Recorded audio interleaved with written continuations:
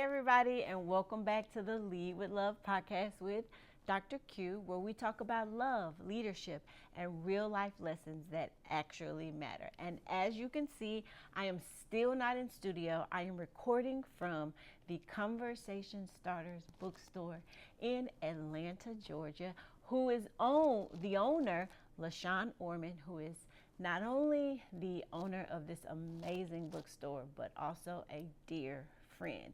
So remember, if you're here today, it is not by accident. You're supposed to be here.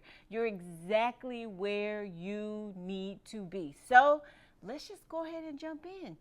Listen, y'all, we made it. Q2 is done. Where did Q1 even go? We have done 13 more episodes. 13 more episodes are in the books. And if you have been here with us since January, 26 weeks you've showed up, growing, challenging yourself, and leading with love. And I need you to stop for a minute and acknowledge and celebrate that you've done this work, because that is not nothing. That is commitment.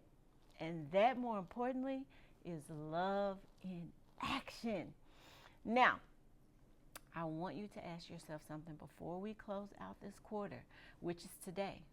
And I want you to answer it honestly, not the way that you think a leader should answer it or answer this question, but the way you actually feel.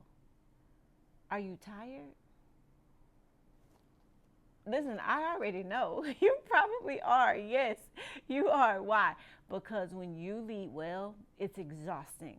And this year we've already asked a lot of you. It asked you to look at your humanity and undo your tie. It asked you to let go of control and surrender success, empowering people. It asked you to listen better and build relationships, earn trust, and offer support with and lead with a level of empathy that you've maybe not done before. Even when none of those things were easy or convenient, that is what this year asked of you. And that is hard work. And your body can feel it. Your mind, it knows it. And your spirit, if you've been really leading with love and not just going through the motions of leading with love, your spirit has been giving everything that it has. The work with humans is mind, body, and soul. And if you've done it well, you're tired. So today, as we close out Q2 with Q, we are not just going to talk about summer planning. Again, we're talking about it again. We're going to talk about leading yourself with love. Because if you will not do that, if you will not give yourself what you have been telling your people that they deserve to give themselves all year, then all of this, it's just been talk. You've just been talking about it, not being about it. So by the end of this episode, you are going to have a very clear picture of what your strategic summer rest is going to look like versus what summer grind disguised as productivity can look like. Not saying you don't need to do some things, but how. And you will also understand why rest is not a reward for leadership. It is a requirement of leadership. And if you leave with a summer plan that actually restores you so that you can come back to Q3 full, joyful, and ready to go deep, we're going to go on communication, the cure for everything that aligns, that allies your organization. So I'm going to first let me describe something that I see every single summer, not just in myself, but others. Leaders, the good ones, the committed ones, the ones who care the most, typically spend their entire summer planning, preparing, getting ahead, building systems, revising documents, attending professional development, answering hundreds of emails that they didn't get to, staying connected, staying on, staying in leader mode from June through August without a single exhale. And then September comes and they show up to the new year or the new season physically present, professionally prepared, and completely empty on the inside. I know y'all know exactly what I'm talking about if you're honest with yourselves. And I know this because I did it. After one of the hardest springs of my principalship, I remember I spent the entire summer working. I told myself it was the responsible thing to do. And I told myself a good leader uses every available hour to prepare for what is coming. And when fall arrived, I had the most organized files I have ever had in my entire life, and absolutely nothing left to give the people who needed me to show up with energy, vision, joy. Yeah, I didn't have it. I had put it all in the paperwork. Here is the lie that the grind tells you, that your value as a leader is measured by your output. That it tells you that rest is what you earn after you've done enough. That if you stop even for a few weeks, something is going to fall apart and it will be your fault. Do not get caught up in the guilt of that. It's not true. It's not true. None of that is true. And here is what the research says about it.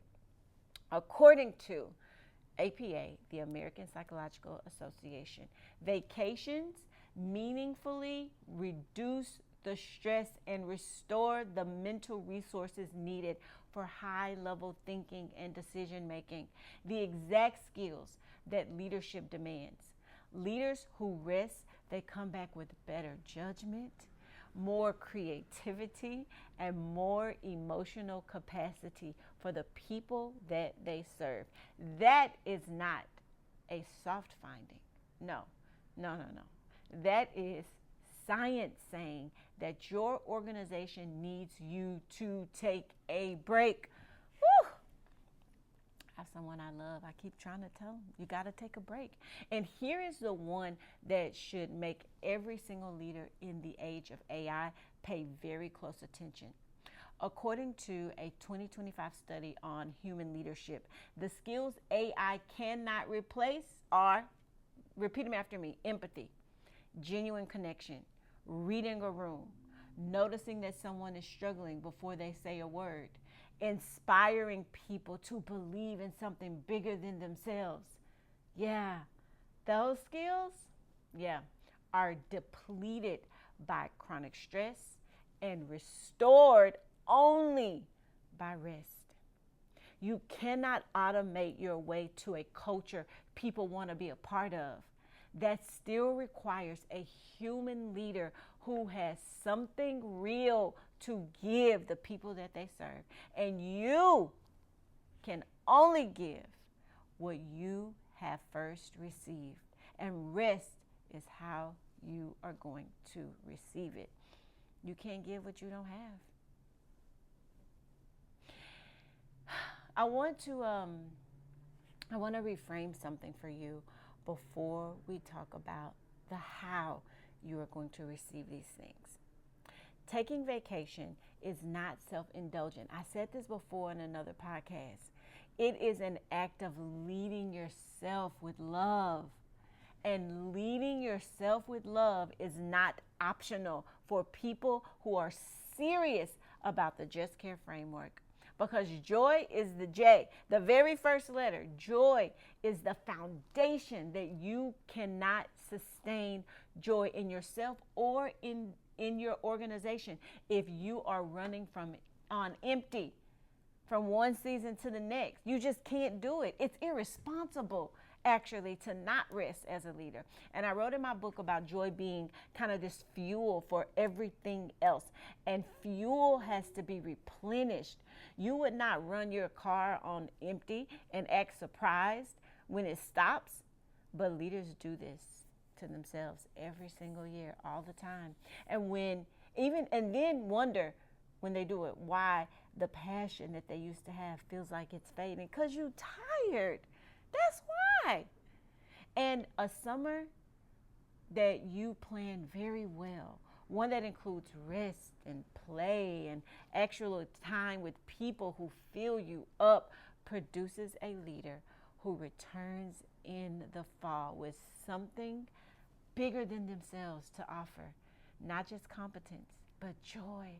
And a leader who has joy is magnetic. People want to follow them, not because they have to, but because they want to, and because they like being around that leader, because they make them feel like the work is worth it. Y'all better clock that T.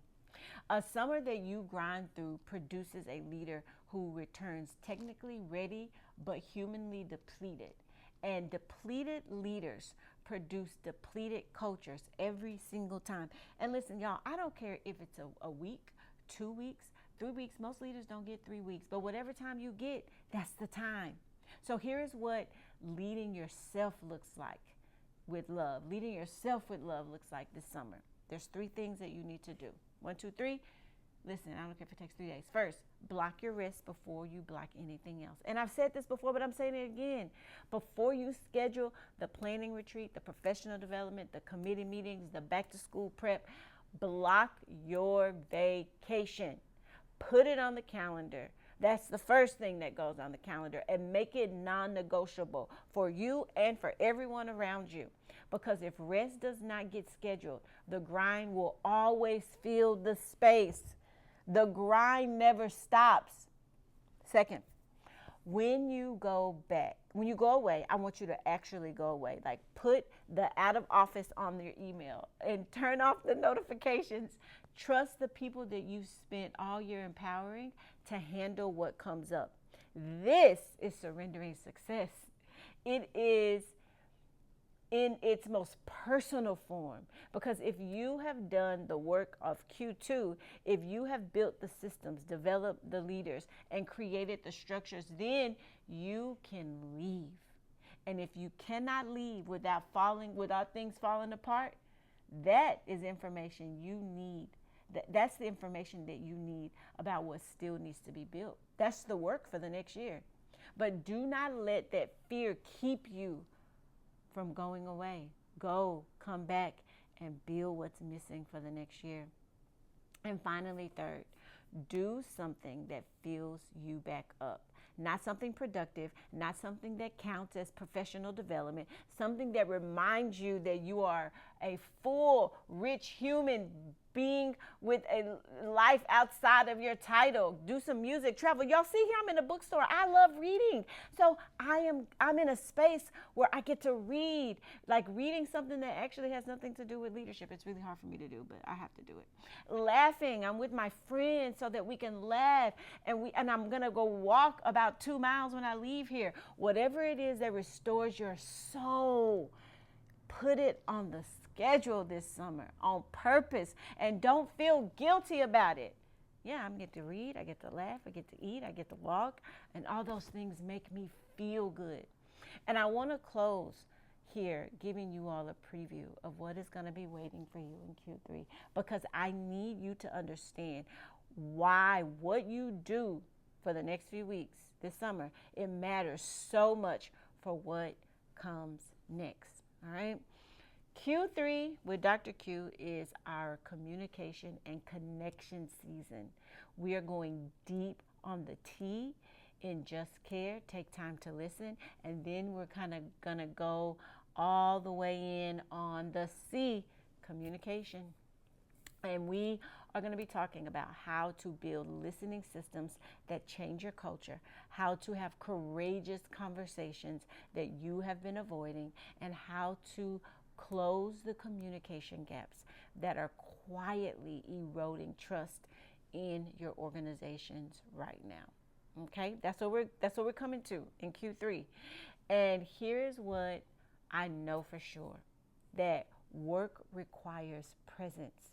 It requires an emotional capacity. It requires a leader who can sit in hard conversations without flinching, who can hear difficult truths without shutting down, and who can hold space for their people while simultaneously holding the vision for the organization and where it's going. Y'all, that is not easy work.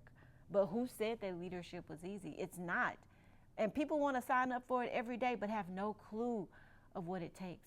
You cannot do that when you are exhausted. You can't do the work. You can do it when you are restored. So that is why you have to rest. So consider this summer your preparation for Q3, not by reading more books or attending more webinars, but by resting, by refilling, by leading yourself with the same love and intentionality that you have been pouring into everyone else. Y'all, I didn't wake up till 11 o'clock today, and that made me feel good. Hopefully I can do it again tomorrow. But before I let you go, remember, Lead with Love, 8 heart-centered strategies for exceptional leadership. It's available on Amazon. The Audible is coming soon. It's been recorded. The chapters on joy and reflection are your summer reading. If you want to read anything at all, they are short and they are rich. And they are going to set you up beautifully for what comes next. Q3, it starts soon, and when we come back, we are going to be diving very deeply into communication, the cure for organizational cancer. I believe it. Listen, communication communicates that you care, and you are not going to want to miss a single episode. I cannot believe it's been 26 weeks. That is what we have done here together. We started this year talking about joy and what it is, where it comes from, and why it is the foundation of everything. And we're closing Q2 with a return to that same place. Because joy is not just the beginning of the Just Care framework. It is the thing you need to protect and replenish every single season so that you can keep going.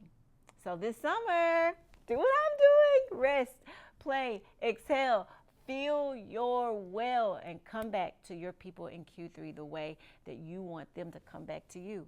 Present, energized, and full of something real to give to themselves and those that you serve.